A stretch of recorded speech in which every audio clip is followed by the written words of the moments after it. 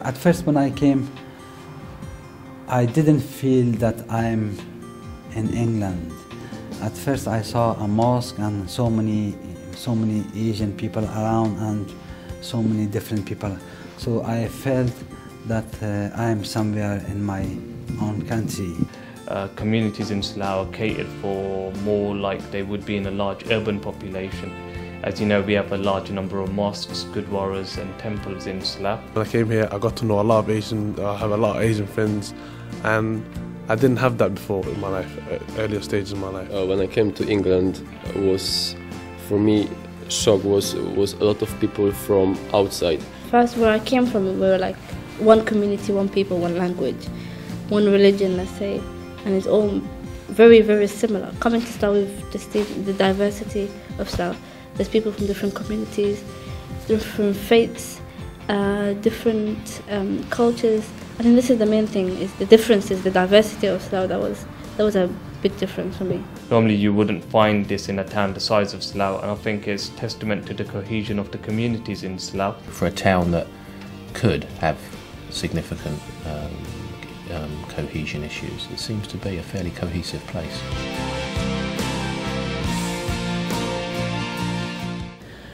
Well, I moved here from rural Devon, and as you can imagine, the makeup of the two communities was very considerably different. A very, very, very white British community in Devon, and a very, very mixed community here. However, I don't actually think the word shock is the right word. Yes, it's a very significant difference in terms of the makeup of the community, but actually a very welcoming and very interesting and very stimulating place to be. So I wouldn't describe it as a shock at all. The biggest shock for me was CCTV cameras, you know. Back home, I never saw those. To find how freely the people from, the females smoked and how they smoked in public, I found that a real culture shock, because where I come from, women didn't smoke so openly. I was 5 years old when my parents moved to Slough, and we went to school, and previously I had been in a Polish school, and all of a sudden all the children were speaking English, and that was a real shock, because I didn't know. I knew toilet and please. It's different, like language. First of all, we face the language problem, communication. It's major problem, and the second thing is the way they are living way, and everything is food, culture, living way. Everything is different. Since I came here from the so-called third world country, which is Zimbabwe, I noticed with concern that when you come across an elderly person in the streets carrying maybe a heavy bag or something, you might think in your mind, I have to offer some help. But personally, I've noticed, or I've learned with a great shock, that here in UK, it's not permissible to do that, because once you do so, you'll be deemed to be maybe a thief or something. I remember one of my friends. When we used to live in one house, and he was counting his money, and he was thinking even the alarm is the CCTV camera, and he put his socks to cover the CCTV camera. Then he count his money.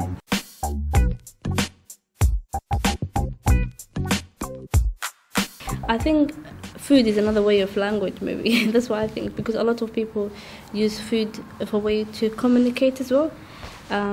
So, for example, the Somali food is very, very, very simple.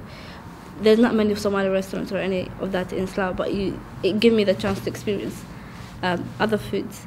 It's an expression of someone's culture, I think, not necessarily their faith, but an expression of their culture in the cuisine they choose to eat. Going back to the early days, I never realised that English people ate different food, because my parents would grow. They came from an agricultural background, so in the gardens we kept our own chickens, we had our own food. And even then in the 50s we had a Polish shop. So I didn't realise we had different food until English children started inviting us to their house, and then you sort of looked strange. And when the English children came to our house, they said, "What's that smell?" Because we had garlic, sausage, cabbage, boiled things, and the English children just couldn't believe what we were eating. Particularly like us Somalians, we have something like the way we cook the rice is different. The way we mix the rice with some vegetables and that is different. So actually, I used to eat in Poland a lot of homemade food, which one prepared my mother, and here I think I eat a lot of fast food. Fast food was like a priority. Anybody can just pass and do well. Back home, the question of having a fast food was difficult because we know it's a question of lunch, dinner, not really. Fast food is not something that was very common. Indian food is like chapati, vegetable, and vegetarian food like something. Here is different like bread and small meals. It will bring us together, that's true, because as we live in a community, as I interact with my neighbors, Asians, people from Africa, people from other parts of the world, in the European, you find they've got different type of food and the recipes that they prepare. So as we interact, as we want to eat their food as well, that will bring us together, that will bring us to have this integration as a community.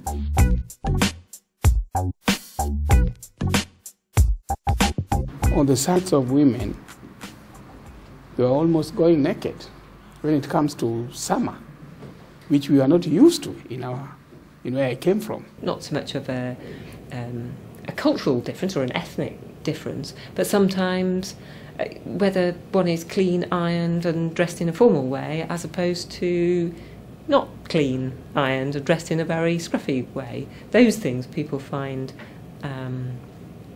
more of a challenge to cope with, but as long as we can accept everyone needs to be treated in a similar, positive way, no, I don't have a great issue about how people dress. I do think sometimes, certainly in a formal work situation, people need to dress with respect to themselves and respect to the people they got to deal with. When we come here, we have seen, the girls wearing short scarf, and sometimes in summer, most of them, some of them they don't wear whatever, and we had a little bit, the shocked, and we say, why do those people that are wearing some of them short clothes or whatever? Here the people are free as whatever they like they can wear, but in our country we have to wear a scarf, and it is too different because we have to have a hijab when we're going out. I think it comes into the whole stereotyping. A lot of people, they just get driven by the look without understanding what's behind the look. Yeah, the burqa, not the Sharia, but the hijab, but the burqa. I think that one can, in a way, put off like a lady. Like if I met a lady and she has covered herself completely like that, we might not communicate properly. And depending on that culture and depending on that faith, that sometimes shapes how we interact with other people. And how at ease we are in accepting other people's views and other people's different faiths, different cultures. So I think that lies at the very heart of the challenge that is making a cohesive society and maintaining cohesion. If you know why these people are dressing up in a certain way, it's because of their culture, religion, whatever. And we have to obviously respect that, which is really crucial. Otherwise, if we just, stereotype people just based on their image, it's totally wrong.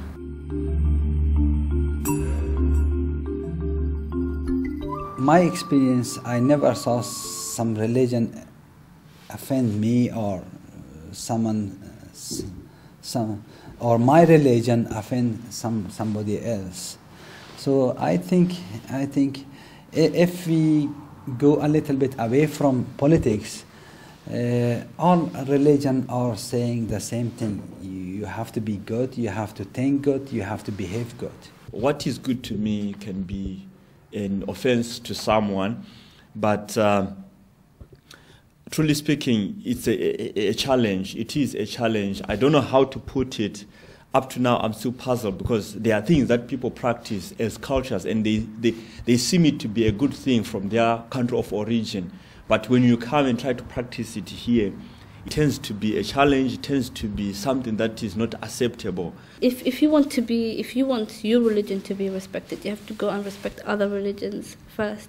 So it's all about, what you want for yourself. It should be the same for others. Respecting. If I want people to respect mine, I have to respect theirs as well. Having our own church where we could pray in our own language and have our own services was one of the reasons why 25 years ago we bought some land and built our own church to Divine Mercy. I think through Christian values I've been able to be shaped to be a responsible person, and I think that's why I still profess it today.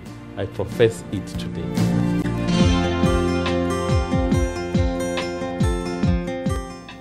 There are stereotypes of belief that certain communities work very hard and that certain communities are good at certain things, whether that be intellectual pursuits or sporting pursuits, but they are stereotypes. People work around the clock. There is no day or night. You find both day and night people are working, and everyone is busy working, and unlike my country, whereby you find sometimes, people are not, that busy with their work, or maybe you find most people, they work during the day. I believe that people should be looked at not by culture, but by purely on merit and what they can deliver on the job. I think in England it's much easier, and if you want to be politically correct, it doesn't matter about what nationality, what ethnic group you are. If you are good with some things, you get a job and you can get well paid. At the workplace, I think we had a lot of opportunities. In Somalia, it's very difficult to get a lot of jobs. I think the only to work with the government, and here there is a lot of opportunities, and I think in certain the work in here we feel secure and more an opportunity to get a job in here. We came together and we celebrated. So in that spirit of celebrating, we tend to be one in the spirit, and so many things can be spoken out. Some ices can always be broken by supporting sport. By taking part in different teams, different supports, everyone coming together to support one team, or taking part in a support made up of people from different backgrounds. The most important thing is when children grow up in a multicultural society, they learn and appreciate these different things, and it brings them all closer together, and taking part in support makes them more tolerant towards each other. It can on occasion, and when we look at some of the say football hooliganism, can also create risks of driving communities apart if it's not channeled in a positive way. But I think we can use sport as a positive measure to bring young people in particular together, to bring them together doing something collectively positive, to introduce a little bit of rivalry, but on the safety of the sports pitch rather than in a more aggressive format. We had an event last year at Dorney Lake, for example, which pulled together students from various different schools and from different cultural and ethnic backgrounds, and was a real success in trying to get people to just open dialogue really and see people as equal. And we're repeating that this year and extending it to include as many different groups as we can. So sport, I think, for me personally, sport is a real big opportunity to break down barriers.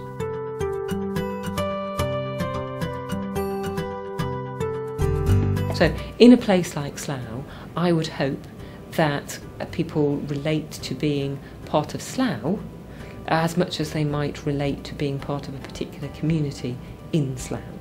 To me, it is people living together, working together, intermarriage, doing business together. All the peoples get together and they have to discuss with each other about their religion, about their dresses and about their culture. All different people from different religion or different countries, different cultures. We need to respect each other. It really describes how different communities and groups come together and get on well together. I think it means integration, means unity, means involvement. But I respect you from the very fact that you are an individual, you are my neighbor, and you are a human being. That is what ought to work. Respect that difference and use it as a building block, but for that bigger community. It's about respect for yourself firstly, and your right to express yourself freely, and about respect for others' right to do exactly the same. Slough is like a rainbow